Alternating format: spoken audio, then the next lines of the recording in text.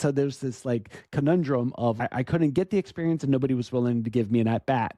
So I bought the investorrelationspodcast.com, started up a podcast.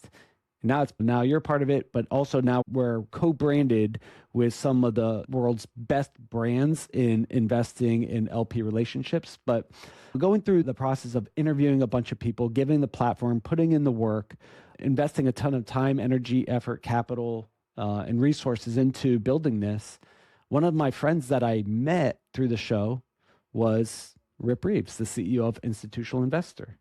I met him and the COO at the time, Steve Olson, and we became friends and we created a lot of media together. And what I found out about Rip is he had a brain for institutional investing and allocating, and he's been in that industry so long, and he just had a lot to share.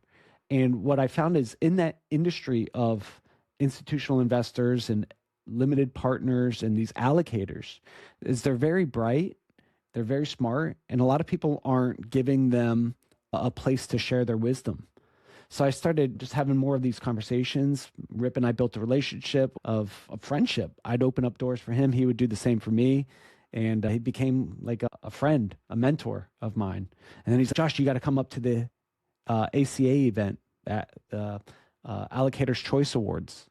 So we went up there and you came with me. I was like, Chris, I don't know what this is. Like we both were like, we're going, we're not going to miss this opportunity. We both took a risk on a friendship, right, with them. And we said, let's go.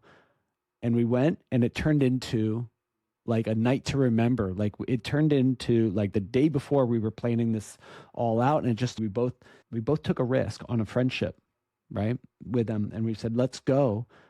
And we went, and it turned into like a night to remember. Like it turned into like the day before we were planning this all out. And it just turned into such a wonderful event where we had a red carpet kind of event, a red carpet, styled, like Hollywood, and where we were highlighting these, LPs and these allocators and all of these just really bright people.